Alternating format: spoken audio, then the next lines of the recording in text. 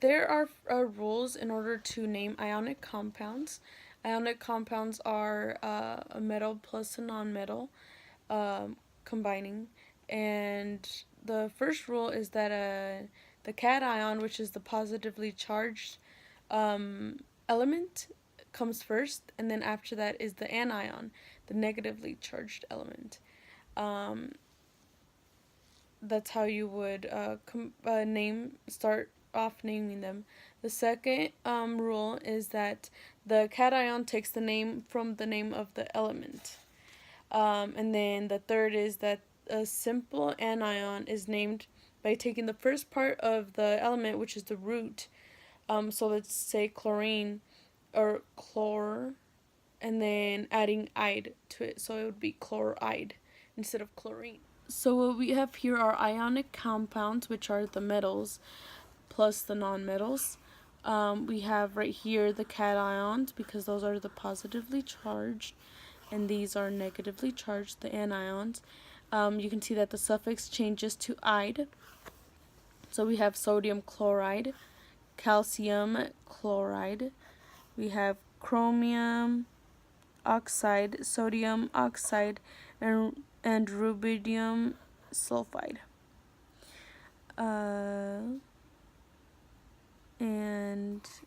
You can, how I think of it is that these two, they don't have in any other extra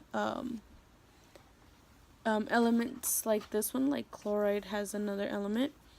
What I just think of is switching it around. So this one there's only one, while there's two of the chloride or chlorine. And I just think of switching them around. So instead of the chloride having a 2, it's going to have a 1. So they literally get switched around. So Ca has none, and so Ca over here has 2 because of the chloride. So you put those together and then put these two together in order to get the cation and the anions. So right here we have the type 2 of the binary ionic compounds. So for these, the metals in the compounds can form like more than one type of positive charge. And then the charge on the metal ion has to be mentioned in there. So whenever you mention it, it has to be a Roman numeral. So right here you see copper chloride, since you still use chloride because it's a negative anion, you put ide at the end. So copper 2 chloride.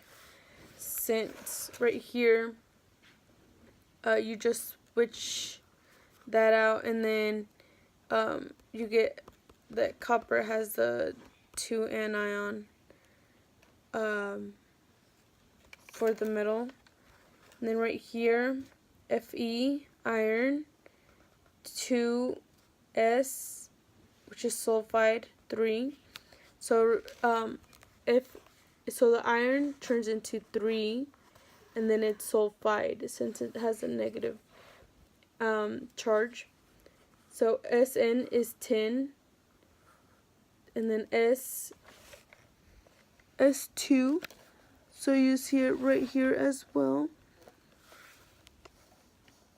Nickel, Ni2, and then it has oxide 3.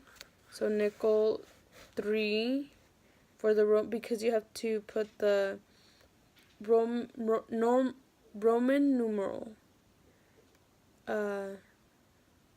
Since it can form more than one positive charge as well, oxide.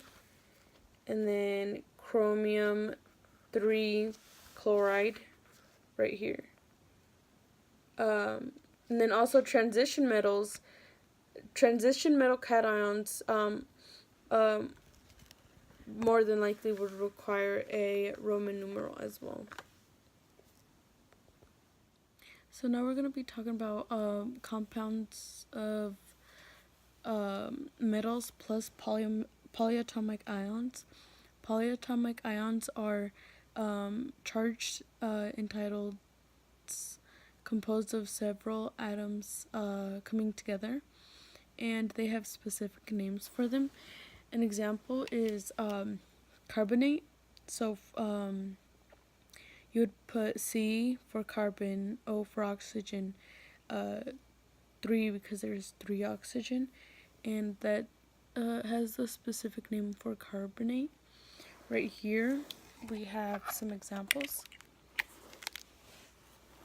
We have NH4, and that's the polyatomic in the compound, and the polyatomic name for that is ammonium.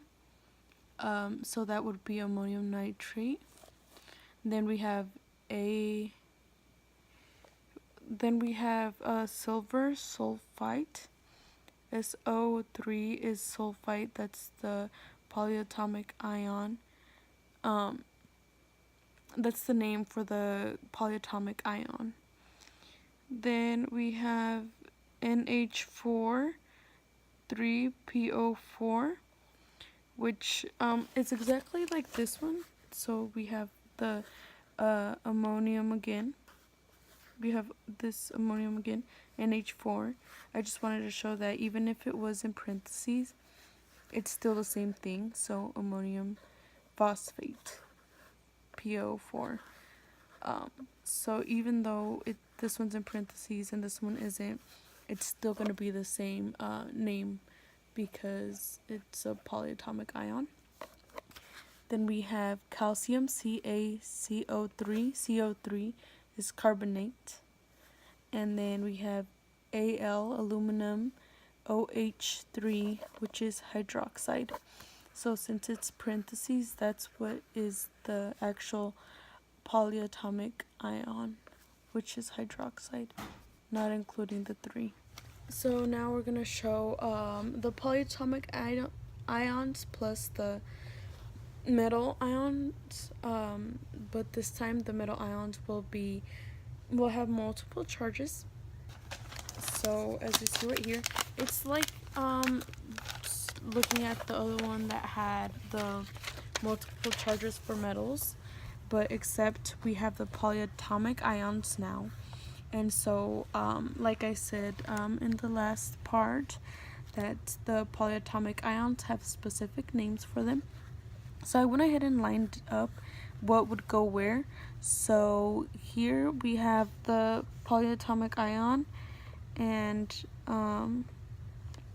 it's blue, so I put it right here, bromate.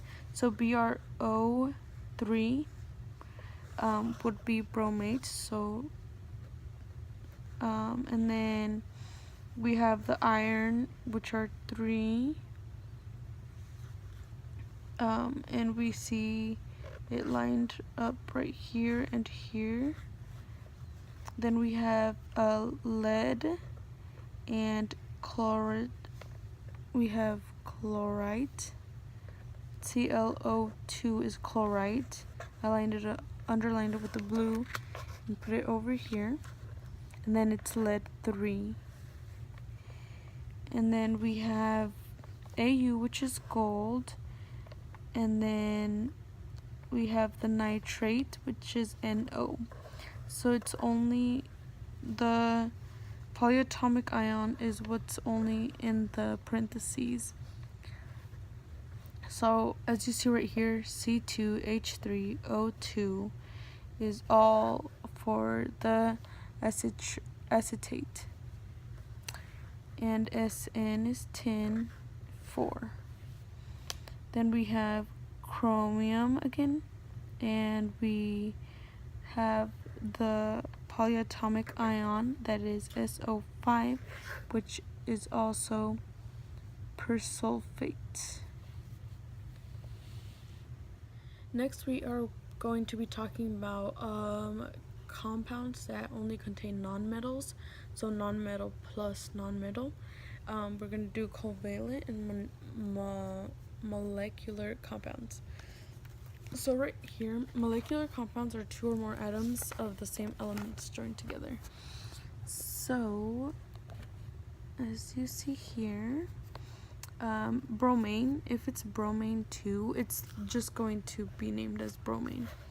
Right here, you see CO2, which we usually see in our daily lives. C is carbon, and O2 is dioxide. So, so the prefix mono is never going to be used for the first one.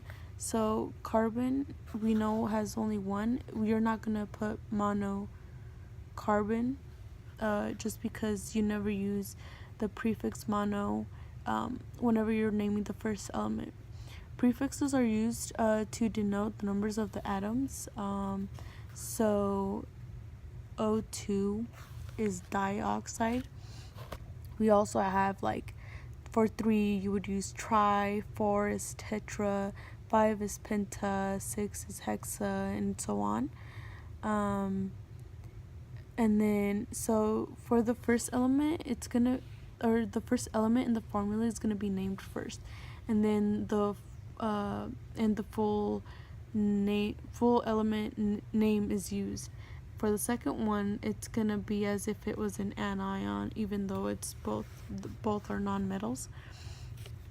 So for this one right here, since it's the first one and it's mono, you would not use mono for nitrogen, just because you never use the prefix mono in the first element.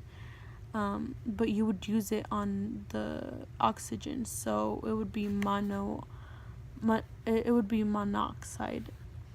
And I used the exact same one just because I wanted to show if you put in nitrogen 2, oxygen 1, you would put dinitrogen and you would still put monoxide. So if it's 1, you wouldn't put mono. If it's 2 or more, you would put it in the beginning. Then right here we have chlorine and then oxygen, so Cl2O7. So Cl has 2, so it would be dichlorine, and then O7 would be heptoxide. And yeah, you would just use the prefixes in order to say how many of the element is in the compound. So now we will be talking about acids.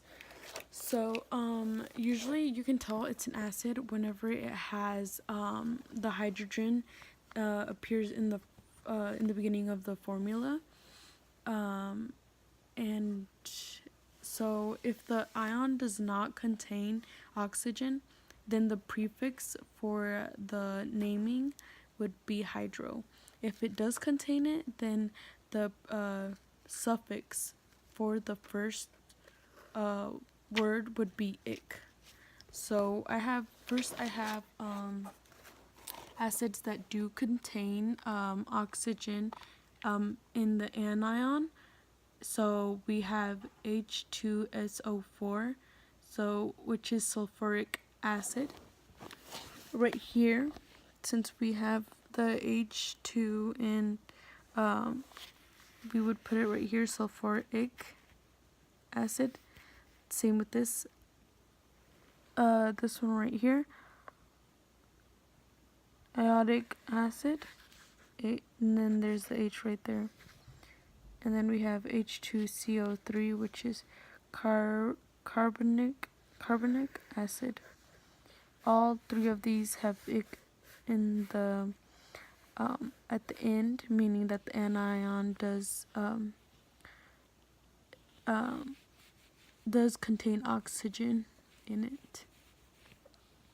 And lastly, we have the acids that do not contain oxygen in the anion. So here I went ahead and put the example as well. So HCl would be hydrochloric acid. So right here it shows that the Cl is negative, the H is positive. So if it would have been negative, then we would have had to put it as the other ones, like sulfuric and so on, with the ic in the suffix. But since it's positive, then we would put hydro. So right here we also have hydrobromic acid. Br is negative, has a negative charge, and then H has a positive charge.